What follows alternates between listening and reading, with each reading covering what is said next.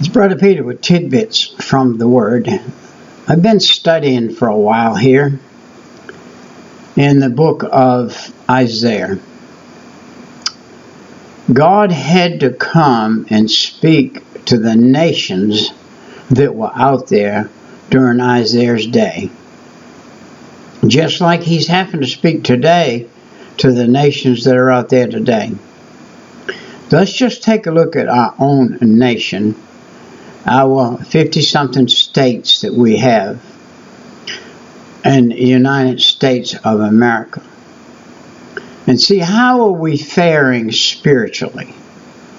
Do we have God in our state, and is he working in our state? I'm fixing to go on a little trip to another state. I'm not going to name it, but the state I'm going to has pretty much been given over to total heathen. And you go up there and you start talking about Jesus, and they start talking about putting you in jail. And you go there and start preaching on the street corner, and they're going to scoop you out and throw you in a jailhouse. It's almost as bad as it was in the days of the disciples in some of our cities and towns, in some of our very own United States. We left God out so long, and we've not proclaimed him the way we should have as Christians, and we've allowed the church to slip into a doldrum of just nothings, a bunch of hoop and hollering, a bunch of bringing in a jazz band or a rock band into the sanctuary of God and play ungodly music with ungodly people. They're not all that way, but a big majority are. Excuse me. A big majority are. The vision of Isaiah, the son of Amos, which saw concerning Judah and Jerusalem, that was two towns in their country. In the days of Uzziah, Jotham, Ahaz, and Hezekiah, king of Judah. Hear, O ye heavens. Here's a man, Isaiah, telling these people in these towns and these cities and in these lands to listen to this message. What is this message? Give ear, O earth, for the Lord hath spoken. I have nourished and brought up children, and they have rebelled against me. Wow. I had 6 children. Out of 6, I had 1 rebel. He actually spent some time in jail. And you can't rebel and not pay consequences.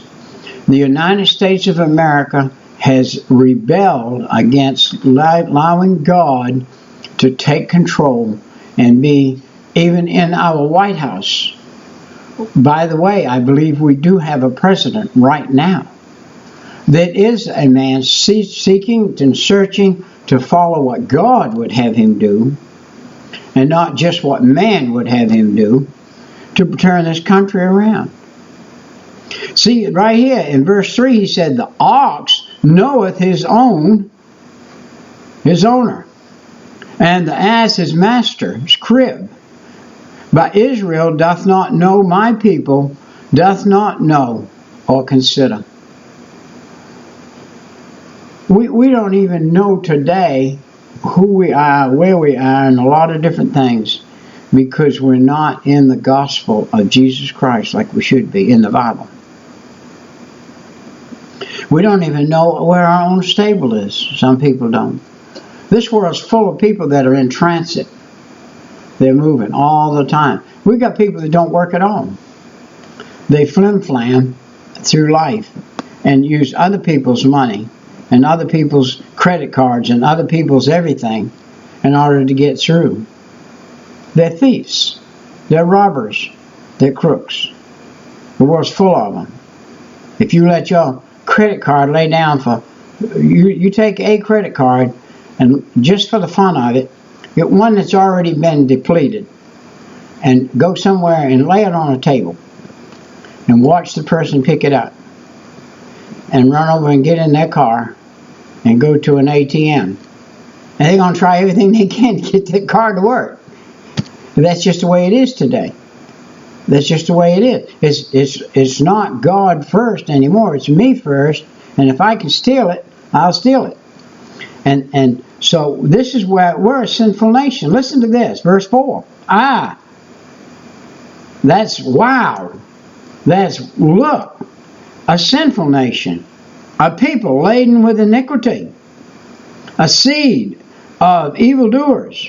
Children that are corrupted. They have forsaken the Lord.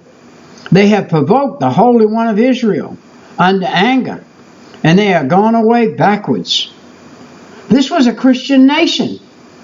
This nation was found in God we trust. We've had people for years trying to take it off the money. But it's in God we trust, not that old dollar bill. That dollar bill is what keeps us going, but it's only because we trust in God. And so this is we're living in a wicked nation right now. You say, well, there's a church on every street corner. There is. But are they churches preaching the gospel? Or are they little cliques? I can show you city after city after city. I can show you in my own area in the city. Churches that are doldrums, they have done the same thing. Every day that they've gone to that church, they've done the same thing. They've gone in and they've come out the exact same way they went in. Nothing's changed. They didn't get any spiritual growth. They didn't get anything. They went there and they communed, just like you would in a beer joint, and then they walked out. They might as well be in a beer joint on many of those churches because God is not there. If God's not there, then you've just got a group of people together talking. Why should we be stricken any more? Ye will revolt more and more. The whole head is sick, and the whole heart is faint.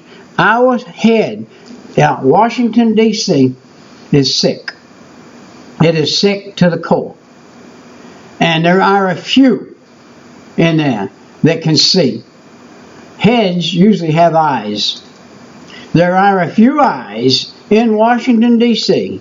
that can see clearly. But there are many more that cannot see clearly. From the sole of the foot even under the head, there is no soundness in it. Wow. Doesn't that sound like our government? But wounds and bruises and putrefying sores, they have not been closed, neither bound up, neither mellified with ointment. There is not many in the government trying to close the gaps. There are people in the government who set and rob the general public. I worked all my life, and I get a Social Security check. I'm 77 years old. My check just got cut $400 for seemingly no reason, and they give me no reason, and they give the bank no reason, and they can attach my account and take $400 a month back out of my account every month and give no reason for it. And they do that. I ended up this month with $154 in my account that could be used for the whole month. I had to go out and work in order to live. Why? Because the United States government is robbing the check that they're supposed to be sending me that I worked for all my life. And that's the corruption we have in the top of the country. That's from Washington down in the top of the country, those that handle the money, that handle the things. So he says, this is what God says. I'm going to read two more verses and we're going to close this out. In these two verses, he said, your country is desolate. Your cities are burned with fire. Your land strangers devour in your presence. And it is desolate. as overthrown as strangers. We have allowed other countries to have their people come in here. And if you start at the edge of Canada in the state of Maine, go down to Florida, and leave Florida and go to Texas, and leave Texas and go to California, you'll find that every filling station in the United States of America nearly is owned by a foreign country. It's owned by foreign people that have not given their language up. They have not given their country up. They are here to take over this country, and one day they will. Just think about it. If all across the United States, every filling station that's owned by a foreign country was shut down for 1 week, just turn it off, shut the lights off, and cut it down for 1 week, America would come to a 100% standstill. A 100% standstill. You got no gas, you got no cars. Everybody works too far away from the house to walk anymore. And everybody has fallen in to the pit. And they won't be able to dig out when it happens. It's going to happen. You can mark her down. You better be close to the Lord. Listen to this. Verse 8 in Isaiah chapter 1. And the daughters of Zion is left as a cottage in a vineyard, as a lodge in a garden of cucumbers, as a besieged city. Wow. That means those of us who are Christians are going to be on the outside of everything that's going on. It's not going to be good. It's not going to be good. And so we need to draw close to God.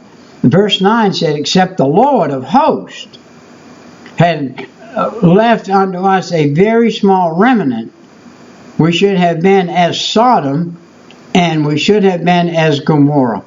God could not find one single godly servant in Sodom and Gomorrah, and that's why he cursed it and cast it into hell, because he couldn't find anybody in it. Is the United States of America headed that way? I do believe we are. Well, this is Brother Peter. This is really not supposed to be a doomsday preaching, but it is kind of a doomsday thing. We need to shape up, Christians. We need to get up, get out, and get going. Get up, get out, and get going.